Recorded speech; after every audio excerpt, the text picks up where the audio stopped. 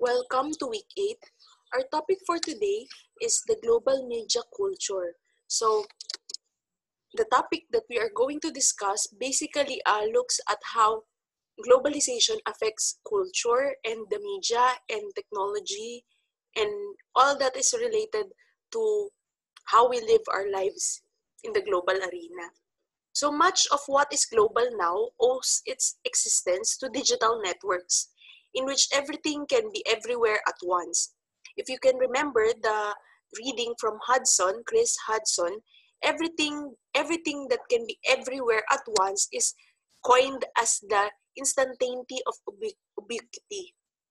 So dito makikita natin na because of digital technology, because of the globalization of culture, it seems that everything is up for grabs at any point in time. So ibig sabihin, if you want to know anything under the sun, no, you want to research what ubiquity means, no, you can research it readily through your cell phone if you have an app of a dictionary, or if you have internet, you can go to the internet and search what ubiquity means, no? Pero unlike before, I don't think you have experienced the time wherein nung panahon katulad namin, if you want to know the meaning of a particular word, we have to get this oversized books or of dictionaries and look for the meaning of the word ubiquity. So lalo na't nasa dulo yung letter U, mapapansin mo, hahanapin mo dun sa malaki, makapal na dictionary yung meaning ng isang word. So unlike today na within 10 seconds, you can readily find the meaning of any word because of your cell phone or because of the internet.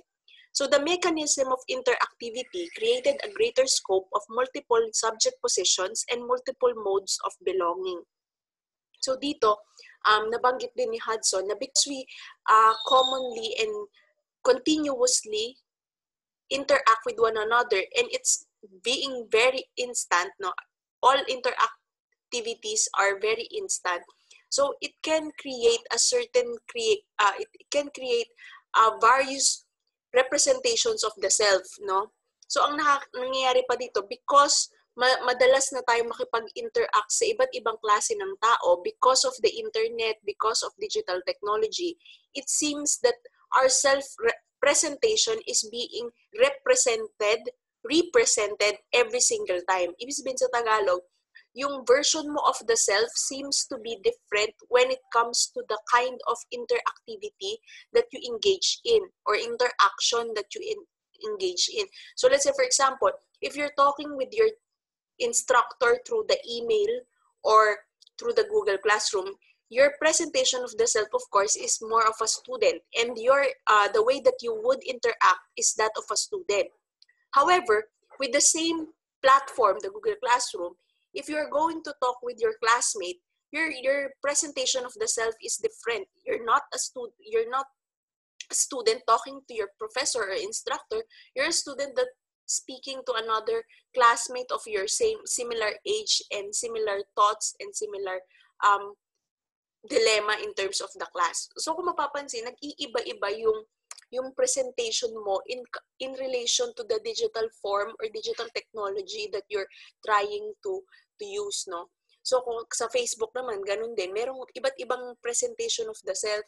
Kaya nga magtataka ka minsan, yung isang taong akala mo kilala mo, tapos biglang may maipopost siya na hindi mo inakala na pinaniniwalaan pala niya. Let's say, for example, yung isang mga klase, hindi mo alam, friend mo pala siya, pero hindi mo alam siya pala ay isang DDS or supporter pala siya ni President Duterte. So, nagkakaroon ng iba't ibang representation yung self because we engage now in multiple forms and avenues of the digital technology. So, para i-pinpoint lang how global culture came to be, let's go back again with the concept of the Industrial Revolution. So, ang Industrial Revolution, hindi lamang siya isang representasyon ng kung paano ang ekonomiya ay nag-evolve, no? From being merchant kind of economy up until today, the global economy. The first Industrial Revolution also represented how we live our lives. So when we say culture, the basic definition is that how one live its life. So kaya nga kapag sinabi mong kultura, ano ba ang kultura nyo sa bahay? Ibig sabihin nun, paano ba kayo nabubuhay sa bahay? Anong mga ginagawa nyo sa bahay nyo? Anong mga ginagamit nyo? Etc. Kaya may tinatawag na material and non-material culture. So yung material culture, yun yung mga ginagamit mo on your daily lives. So katulad yung mga kapatid nating indigenous people, kadalasan sa mountain province, gumagamit pa rin sila ng nganga. Yung nganga to keep themselves warm. Yung nganga is basically isang material culture, isang bagay na nakikita mo, nahahawakan mo. On the other hand, you have the non-material culture. This pertains to beliefs, or practices. So let's say, for example, yung mga kapatid ulit natin na indigenous people, naniniwala kay Bathala o kung certain creatures that we cannot see. That belief is a non-material culture. Yung konsepto ng pagmamano, though nakikita mo yung mismong act ng pagmamano, yung konsepto na bakit ba kailangan magmano, it is a sign of respect. So, non-material culture yon. So, in relation, yung konsepto ng kultura ay nabago because of the creation of material things, that started with the Industrial Revolution. So, nung first Industrial Revolution, this was marked by the mechanical production brought by the development of the steam engine and transportation railroad construction. So, because of the first Industrial Revolution, nagkaroon ng capacity ang individuals to transfer goods because of creation of a transportation system. So, kunwari, yung mga ginagamit ng isang lugar, ng isang community, ay naidadala na sa ibang community, thus improving the way of life of certain individuals. So, as time progresses, the Second Industrial Revolution, which was characterized by the mass production and as a result of the development of the assembly line, dito na nagsimula yung mga TNCs, mga MNCs, yung konsepto ng pagkakaroon ng system of production of goods. So yung mga napapanood nyo sa TV na kung paano gumagawa ng, let's say for example, sardinas, paano gumagawa ng milk, merong di bang parang assembly line na kung nasaan nakikita nyo yung mga machine, may machine na naglalagay lang ng gatas sa bote, tapos may machine na naglalagay lang ng takip sa bote, may machine na naglalagay lang ng label sa bote. That's an assembly line. And it's also associated with the concept of electricity because the assembly line would not came about kung hindi nagkaroon ng introduction and proliferation of electricity. So sa Second Industrial Revolution, nakikita na natin yung konsepto ng mass production. So sa First Industrial Revolution, material culture or material things can be readily transported. In the Second Industrial Revolution, yung konsepto of the electricity providing capacity for mass production of goods ay doon yun ang pine-present niya. While yung Third Industrial Revolution naman is what we call the computer or digital revolution. So dito nagsimula yung mga paggawa ng mga parts ng computer, ng cellphone, dito in-initiate yung konsepto ng mga Nokia phones, yung mga 5110, 3210, hindi na nyo na siguro naabutan yun. Pero this was the beginning of the creation of, this was the beginning of the digital technology era. So dito yung makikita nyo yung mga computers na malalaki yung screen, yung mga desktop na malalaki yung screen, etc. So the Fourth Industrial Revolution, which is said to be what we are what we are experiencing right now, is said to be the second machine age. So yung Third Industrial Revolution kasi was characterized by the introduction of pieces, the development of the digital technology. So dito, ito naman, pinupush forward yung konsepto ng digital technology to transcend more intrusive, kung tatawagin, more intrusive capacities for human culture. So katulad niyan, yung gene sequencing, nanotechnology, quantum computing are some of the innovations. Example ng gene sequencing, kaya siya medyo intrusive, Kasi sa gene sequencing, basically this is a technology that would allow individuals to know kung meron ka bang certain genes of these diseases. Kunwari, may genes ka ba ng Alzheimer's, may genes ka ba ng schizophrenia, o ng cancer. So, when we do gene sequencing, yes, it is innovative, but at the same time, it will lead you to a certain way of life. So let's say, for example, nag-gene sequence ka, nalaman mo na meron kang gene ng cancer. It would, of course, affect how you would live your life after that. So yung konsepto ng Fourth Industrial Revolution, ito yung kaya nga sinasabing second machine age because it pushes the concept of digital technology forward to a more intrusive and more innovative. No? Innovative siya in a sense, pero syempre, merong mga buttons na kailangan pindutin in order to push it forward. So yun yung medyo mahirap ito pa yung pinag-aaralan natin up until this time. Okay, so let's talk about media. When we talk about media, basically it is defined as the various forms of communication wherein presentation of oneself is channeled. So, ang concept ng media, kaya nga din may tinatawag na mass media, it's a form of communication. Kapag media, pag tinawag ng media, it pertains to one talking to another. So, kaya nga meron tayong mga forms which is maybe oral, printed, or digital, to which self-presentation also varies. So, yung konsepto ng oral media, ito yung nakikinig tayo sa radyo, no? Printed is your newspaper, and then the digital is what we experience today as the information technology improves. So, dito nakikita yung instantaneity of ubiquity nga na tinatawag kanina na everything is everywhere at an instant. So, kapag sinabi mong everything is everywhere at an instant, if something happens, let's say, for example, to a certain part of the world, in India or in USA or in Brazil, no? Di ba madaling-madali na lang for us to know about it, unlike before. No? Hindi katulad dati na, kunwari, merong nangyaring insidente sa isang lugar dito sa Nueva Ecija, kunwari, sa Gapan, ano? Dahil taga-Muñoz ka or taga-Talavera ka, it would take long, no? Through word of mouth before makarating sa'yo yung balita. Pero ngayon, di ba, kapansinin nyo, merong nangyari sa Gapan na, kunwari, banggaan, no? Malalaman mo na siya agad sa social media, sa internet, because everything is everywhere at an instant. Okay? So, ano yung types ng media? Sa oral stage, katulad ng sinabi ni Hudson, yung oral stage, yun yung sinasabi ko sa inyo, through radio, etc. The self is a position of enunciation. So, ibig sabihin, yung narinig mo sa radyo, you can enunciate, meaning ikaw ang nagbibigay ng meaning. No? So, let's say, for example, nakikinig ka sa radyo, nagsasalita si Mike Enriquez, meron siya binalita tungkol sa Dengbaksha, or let's say, for example, sa COVID-19 vaccine. You enunciate in such a way that yourself, you're basically creating meanings through what you have heard. No? So, the self is basically parang ini-echo niya kung ano yung narinig mo sa radyo. So, kunwari, nag-a-agree ka sa sinabi ni Mike Enriquez, may commentary siya.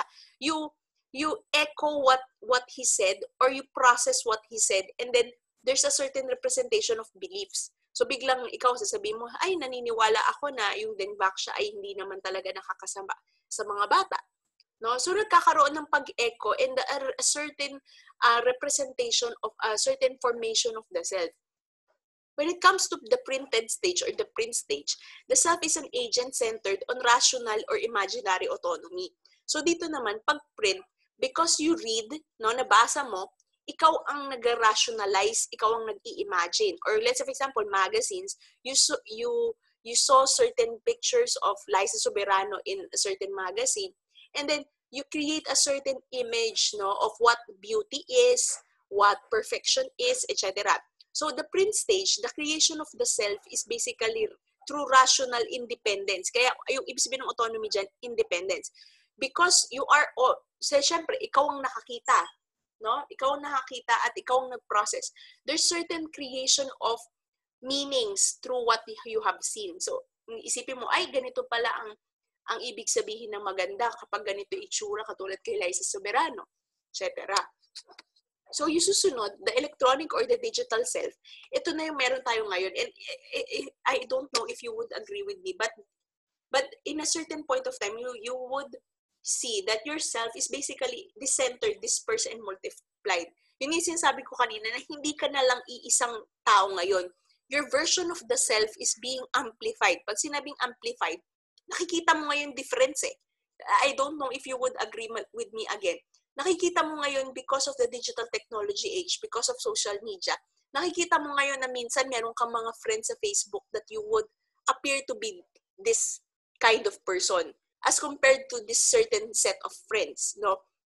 So, kunwari, may mga friends ka sa Facebook na friend mo sa Facebook pero hindi mo naman talaga sila ka-close. You know them by face, no? Kilala mo lang sila sa mukha. So, when you talk to them, you won't talk to them similarly as you would talk to your friends or similarly when you talk to your relatives. Kahit nga sa relatives, di ba, meron kayong mga relatives na hindi nyo masyadong ka-close. So, you would not divulge certain part of yourself to them because unlike another set of relatives. So, kung mapapansin nyo, yung konsepto ng self ninyo, how you present yourself is different when it comes to the social media, when it comes to the digital stage because you can take certain forms because of it. No? Nagkakaroon ka ng certain, you can readily create this persona because of the platform given to you by the media. So, katulad niyan, if you want to present yourself as someone who studies a lot, you can just post pictures of you studying, no? Even though that is not real. O kaya, if you want to post yourself as someone that likes a particular thing, no? Ang point is, ang nangyayari pa is, it can make you be multiple people at a certain point of time. So, kunwari, at this point, you're engaged in biking, no? Pero, hindi ka naman talaga nagbabike before. Pero ngayon, you are engaged in biking because you saw a lot of your friends doing biking. So, it's a certain representation of the self. No? Na you would engage in biking now because you saw some people doing it. No? Okay. So, the digital technology or the digital stage basically includes all types of electronic equipment and applications that use information in the form of the numeric code. So this involves everything from your phone, from your tablet, laptop, up until the media, the internet. So the digital technology includes the use of devices that process and use digital information. So what we see through the internet is the digital information that is being processed by our digital devices, which could be our cell phones, tablets, and laptops. So, the forms of digital technology include the use of mobile phones, as I have said. The rise of mobile phones has resulted in the widespread use of internet and social networking. So, mobile phones are ever more becoming part of the daily life of today's youth.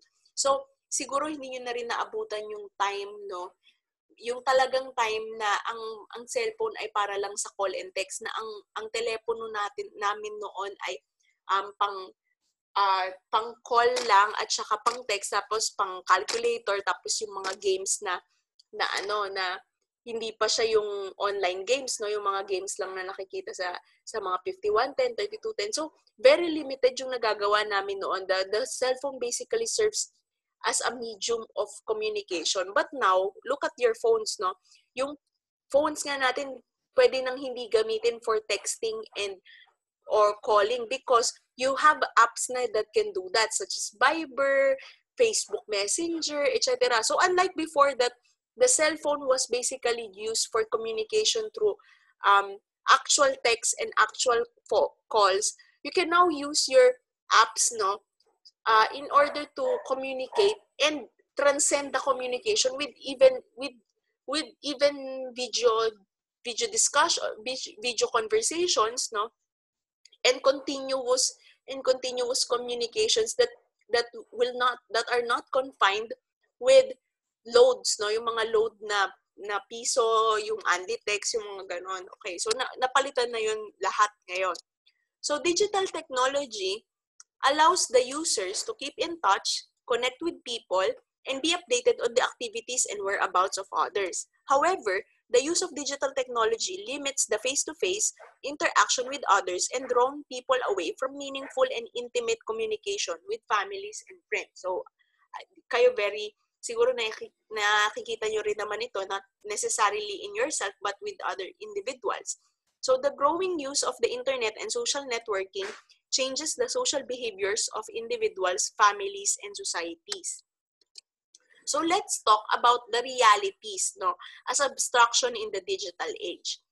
According to Kimberly Rosenfield, 2015, there are different types of abstraction that can be mapped on a continuum. So ito yung mga types ng reality that we could see through digital technology. However, siguro naka-confine lang tayo dun sa ilan, no? Hindi pa sa lahat kasi yung iba kasi dito, ang context kasi nito guys is karamihan yung ibang mga abstractions dito ay nararanasan na sa ibang bansa. Medyo nai-introduce na dito sa Pilipinas pero hindi pa natin siya pinapractice on a daily basis.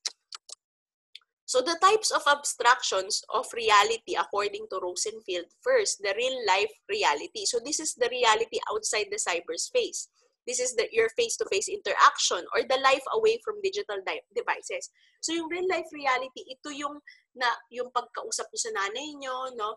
O kaya yung pagpunta nyo sa tindahan, bibili kayo ng kung ano may binibili nyo sa sari-sari store. These are the real-life reality. Bibili kayo ng friends mo ng milk tea, no, inom kayo ng milk tea, you would talk with one another. This is the real-life reality, your life outside your devices. Kaya nga lang, pansinin nyo, the real-life reality now is becoming shortened as compared to yung pangalawa, yung susunod, no? Because kung mapapansin nyo, yung life natin inside the cyberspace takes up more of our time than our real-life reality. Kunwari, lalo na nitong nagka-pandemic, no? Siguro sa isang buong maghapon, sa 8 hours na 8 to 5 na timeline, ilang oras doon ang ginugol mo sa pagkausap sa mga friends mo, relatives, etc. through your phone. So nagkaroon, ang life mo basically was inside the cyberspace. Tapos gaano katagal yung ikinausap mo talaga in real life, face-to-face interactions with your family. Kung mas marami yung nasa cellphone, no? 'Di ba parang may magkakaroon ng realization that your real life is basically centered on the cyberspace, not necessarily on face-to-face interactions. But that is not a bad thing, no? Hindi naman yun masama, lalo na given the situation na hindi naman tayo kasi pwedeng makipag-usap sa ating mga kamag-anak na malalayo because we're constricted with limitations of travel. And we cannot talk with our friends, we cannot talk to our teachers in a face-to-face basis because we cannot go to universities or schools. So, ang point lang is the pandemic pushes, no, the global culture of living reality within the cyberspace because of the dangers and the risk of contracting the COVID-19 virus. Yung second namang abstraction is what we call simulation. This is an abstraction that copy reality as close as it can. So, mga example ito, yung Facebook 360-degree view features, your virtual tours, virtual museums, no? Yung 3 augmented reality. So, this is a real-life reality interweaved with the unreal. So, kung naranasan yung ginamit yung Pokemon Go craze at saka yung Snapchat filters, yung sa Pokemon Go, di ba pansinin nyo, you're using your phone, you have a certain map there, pero hindi siya map of actual places, no? Hindi ka pinapupunta sa may pupuntahan kang isang particular thing. It's more of the app trying to use reality, yung mga lugar na nadadaanan mo in order for you to get to achieve your goals in the Pokemon Go. So pansinin niyo, isa siyang combination ng real life and unreal, no, reality. The next, number 4, virtual reality. So this is an abstraction completely detached from real life reality. So mga example nito, si open world o yung sandbox games. Ito yung sinasabi ko na hindi pa tayo masyadong familiar dito. Although we know what virtual reality is, actually, some schools in Manila na yung may mga bata, may mga schools, preschool sa Manila akong nalaman na they're using virtual reality as a way of teaching children how to live life in actual reality, no? So this is a complete assimilation into virtual societies that exist outside the confines of the real world. Meron akong nakita na gumagamit sila ng VCR, no, yung ang tinatry nilang mag-create ng simulation of societies in order to present to a certain child how to act, no, how to act and how to live in a certain form of society. Yung number 5, ito na yung pinaka-maanong abstraction, hyper-reality. Basically, it is more of a state of mind, the inability to distinguish the real from unreal. So, merong ganito, no? Yung konsepto na we cannot already distinguish what seems to be real or unreal. Okay? So, it is the generation by models of a real without origin or reality, a hyper-real. So, dito kasi kadalasan, dito yung meron ng, dahil masyado ka nang nalubog sa konsepto ng cyberspace, no? Minsan hindi mo na ma-distinguish kung ano ang real sa hindi real. Pero ito kasi, more of a state of mind. Ito yung pwedeng sabihin na masyado ka nang nagkaroon ng addiction with a certain form of life that is not real, no? Yung life na nasa cyberspace. So this inhibition in the cyberspace, John Seller, 2004, argued that there is now a phenomenon called online disinhibition effect, or the removal of social inhibitions or restrictions imposed upon people's behavior when engaged in the web. So yung online disinhibition, yung nire-remove yung konsepto ng mga, kapag kasi sinabi mong inhibitions, meron kang mga aalinlangan. Yun ang ibig sabihin ng alinlangan eh. So yung online disinhibition effect, nawawala yung mga social na pag-aalinlangan mo or restrictions. Kasi nga, naka-engage ka sa web and nagkakaroon ng parang, kung mapapansin niyo, meron kayong protective barrier eh. Hindi ka ngayon mag-aalala how to act with a certain person because you're not doing it in a face-to-face basis. You're doing this using a protective barrier, which is your Messenger, which is your Facebook, which is your Instagram. So, nawawala yung takot mo ngayon to be socially active because you have a certain barrier through these apps, no? So, what are the causes of online disinhibition? So, ang causes ng online disinhibition is una, dissociative anonymity. People don't know me. So, the anonymity is a result ito carefree, careless, unfiltered virtual behavior. Yun yung sinasabi ko, hindi ka ngayon yung concept kasi ng online disinhibition class, no, nawawala yung alinlangan mo dahil meron namang protekta sa'yo, which is the apps, no? Hindi ka nahihiya, nawawala yung hiya mo, nawawala yung konsepto mo ng restrictions, no, na baka mali itong sinasabi ko because you think na yung protective barrier mong Facebook will not, hindi ka diretsyong mapapunish, no, because of certain apps. So, ano ito yung dissociative anonymity? Because people don't necessarily know you because of what you just present in the internet. Nagkakaroon ngayon ng mas careless, no, na unfiltered virtual behavior.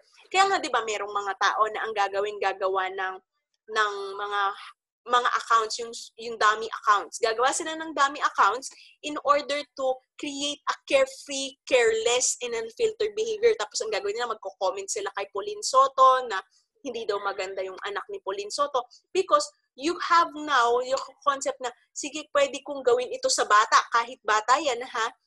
Pwede kong sabihan ng ganito yung bata because this account is not known by anyone. People don't know this account, this person behind the account. Okay? I hope you're getting what I'm saying.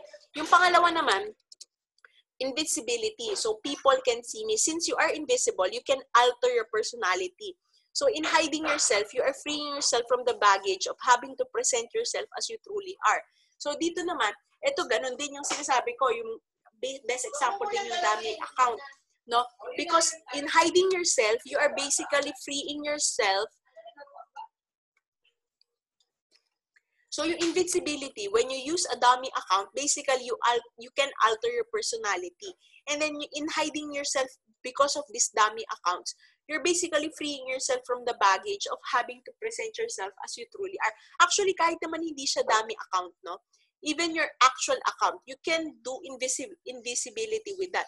You can hide certain parts of yourself, parts that you do not like or you think others do not like, in order to have people like you. So, let's say, for example, may Facebook account ka, Mommy, and then you would Wise.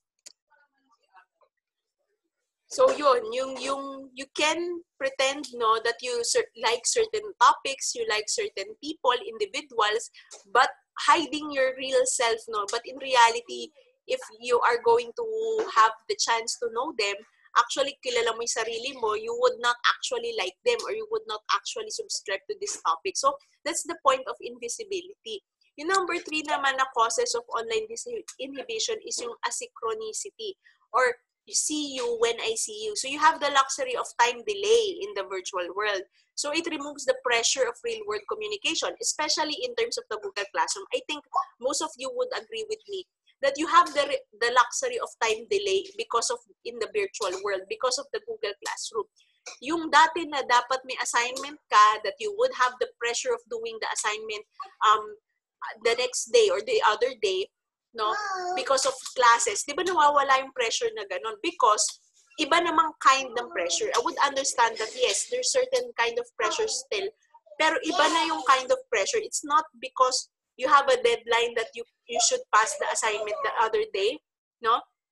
Pero yung pressure nyo ngayon is more of the load, the load that's be given to you in terms of these requirements. Pero kung mapapansin nyo, nawawala yung pressure ng real-world communication as well. Unlike before na kapag may questions kayo regarding requirements, projects, assignments, no? Before you have to go to the instructor, talk to the instructor, communicate with the instructor in a face-to-face basis in order to answer your questions. Now, you can just email me. Nawawala yung pressure of talking to me because, or yung takot na baka masungit si ma'am o baka hindi kami pansinin ni ma'am because the email actually removes that, no? Hindi niyo malalaman kung masungit ba ako or hindi ba ako masungit or whatsoever because how I talk to you in email basically is less, no, is removed of any emotions that you can create. Kaya actually, it's more of how you will interpret it, no? So kunwari, nagtanong kayo sa akin, sinagot ko kayo, feeling nyo masungit si ma'am.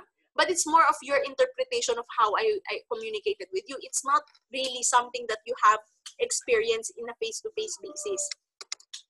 Then yung next is the solipsistic introjection. It's all in the mind. So, since communication is through typewritten words, ito na nga, I got ahead of myself. The words are filtered through you, thus you are less intimidated in communicating, thinking that it is all happening in your own personal psychic domain. So, this explains why some people are more talkative online than in person. Yes, totoo to. May mga individuals na mas nagchat-chat, no, or mas nag-email, online kasi nga as compared when you would talk to them in person because they have this courage of meron silang tapang na makipag-usap sa'yo kasi it's more of the in the mind, no? It's more of how you interpret things that you communicate in your mind. So, katulad yung nabanggit ko kanina, nag-email kayo sa akin regarding an assignment, sinagot ko kayo, feeling nyo parang masungit si ma'am, no? It's more, it's in your mind. It's not really something that you experience through talking to me, no? Kasi minsan, meron ding yung kunwari, okay lang ang sagot. May mga tao that would interpret people replying okay as something that is masungit or dismissive or whatsoever. Pero may mga tao naman na kapag nakita yung okay would understand that maybe this is just a way of just shortening communications, no? So yung mapapansin, it's all in the mind. Meron ding ito yung isang cause ng online disinhibition. Nawawala ngayon yung inhibitions mo, yung limitations mo of talking because you have these protective barriers brought about by the digital technology. Number 5, dissociative imagination. It's all a play. It's a belief that the online interaction is a game whose rules you can easily break without implications. So our ability to create an alter ego online gives other people the bravery to do deviant things online. So kaya merong mga tao, 'di ba, yung mga may challenge, no, yung mga gumagawa ng mga challenge na yung sa pagkain ng maanghang na pagkain, etc. or other challenges that were created. It's all a play kasi in their mind that because you have a certain alter ego online, you can create or do deviant things or subscribe to deviant behavior. Kadalasan din, ito yung mga nalululong sa mga online games, no?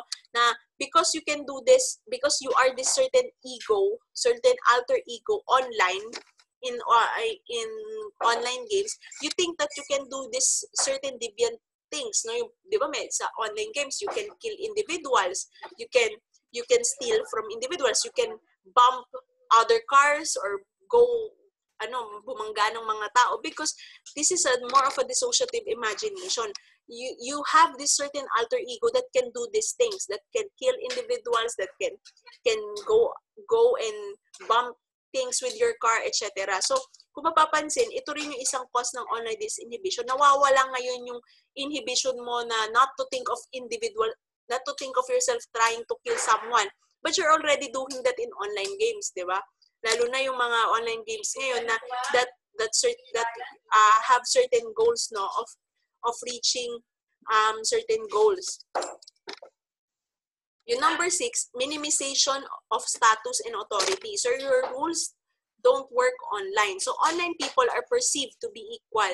The playing field is equal, so no one have the unanimous clout over others. Kaya nga when individuals talk about certain issues or topics, pansin nyo, wala naman talagang tama or mali. Meron lang yung mga maling behavior. Kaya pansin niyo, pag merong nag-aaway sa social media, kadalasan what is being pointed out is the bad behavior, not necessarily what you're pointing out.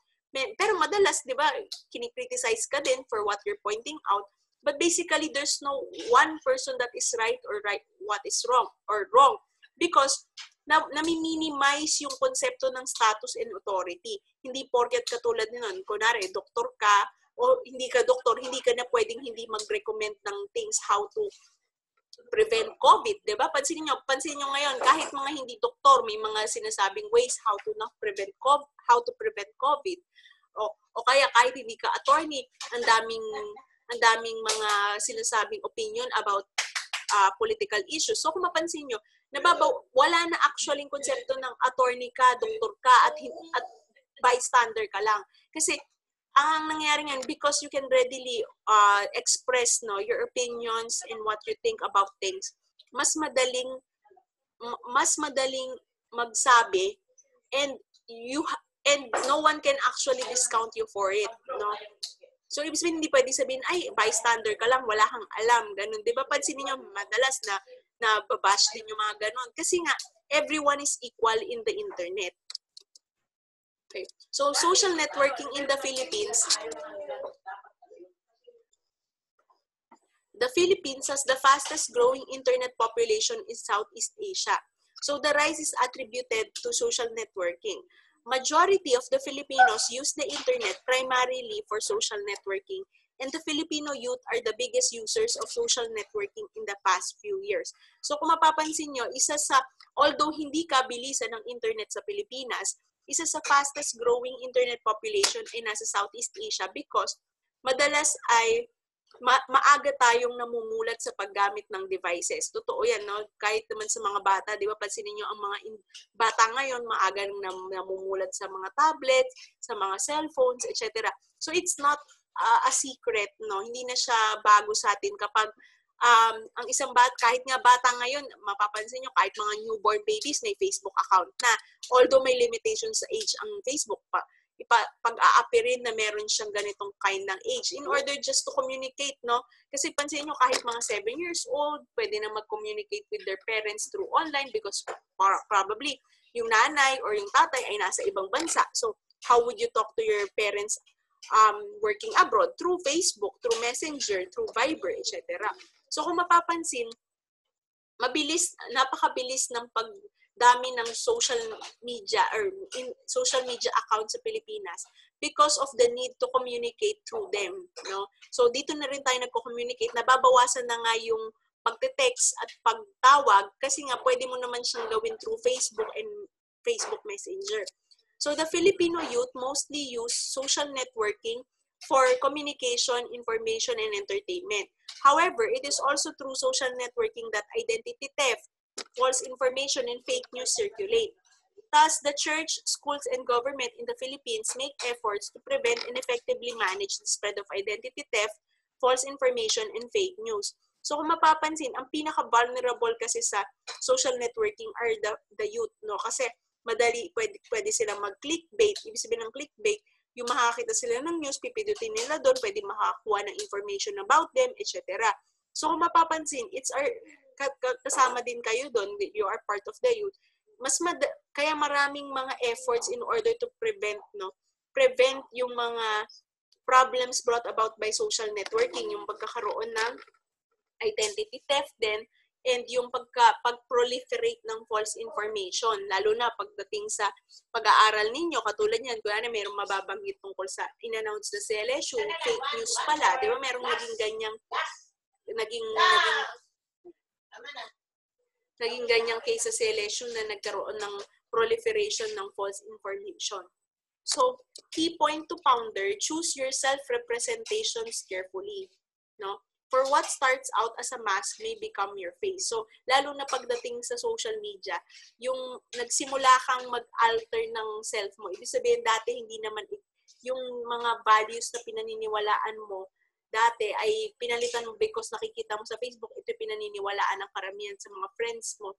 Tapos iniisip mo, hindi, sa Facebook lang to. No, naniniwala lang ako kay ganito because naniniwala yung mga friends ko dito sa Facebook. Pero eventually, you would embody that certain kind of belief and values. So, yung sinasabi ni Erving Goffman, yung mask na that you created for yourself, thinking that you would not change, eventually, baka maging yun na talaga ikaw. Because your constant and continuous engagement in social media and in the digital technology would result to a different representation of the self. Lalo na, no, kung kayo ay yung kind ng tao na talagang very active sa Facebook, no, na lahat ng nakikita nyo sa Facebook, you react to, or lahat ng nakikita nyo sa Facebook, you subscribe to, or you use, no? Kasi bahirang-bihira na rin siguro yung mga individuals that would not allow majority of their time, no, in social media. Kung hindi man sa Facebook, sa Instagram, no, yung mga nakikita nyo sa Instagram na perceptions of beauty, perceptions of perfection. So mapapansin nyo, siguro sa in real life, hindi yun ang pinaniniwalaan mo, but because you're very much emerge, no, in these kinds of platforms, nababago ka tuloy, and eventually hindi mo na na-realize that you have created a certain persona with yourself. That's not bad, no, but ang point lang is that there is still a sense of self-identity. Kasi ang mahirap doon, if you're continuously changing yourself because of what you see in these platforms, online platforms, your concept of self-identity would change, no? Parang mangyari, in the end, you would not know yourself. Sino ka na ba talaga? So it's one thing to engage yourself in these platforms, in this global culture, media culture, no? Yung pagtangkilik sa mga K-pop, no, J-pop or P-pop, etc. But in the end, your concept of self-representation should still be intact. So, kailangan kilala mo pa rin ang sarili mo by the end of the day. You're not just a person that's trying to get with the flow. So, marami kasing nanonood ng K-drama. So, manonood din ako ng K-drama. I will identify myself as someone who knows these Korean people, although you're not, no? So, at saka yung sense ng respect. Kasi meron akong nakita naman na Miss Earth ata yun na may ayaw sa K-pop, no?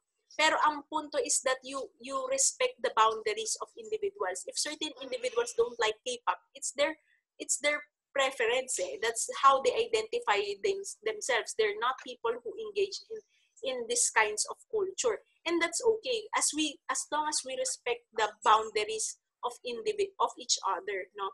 Na merong mga taong nagsusubscribe sa Korean culture, may mga taong hindi. Siguro sila ay naniniwala pa rin sa authentic Filipino culture, no? So the respect for boundaries should be there as well as the preservation of self-identity. That the social media is not changing you. You're trying to change social media based upon yourself. So hindi ikaw ang binabago ng social media, ikaw ang nagde-decide, no, what changes within you. So yun yung mga key points to ponder lang in terms of global media culture. So lalo na katulad nung emergence, no, ni Taylor Swift, siguro yung iba sa atin, lalo na yung mga higher years, familiar kayo dun sa emergence ng mga kanta ni Taylor Swift. May mga taong may ayaw kay Taylor Swift, di ba? So yung konsepto ng pag-subscribe sa media culture is dependent upon still on your personal preference on how you identify yourself. It's not dependent on other people supposedly. Hindi dapat nakikisabay ka lang sa mga klase mo or nakikisabay ka sa mga tao sa Facebook, etc. So I hope this clears things up. I have an activity for global media culture related to certain songs, no? So I hope that you would find the time to answer them.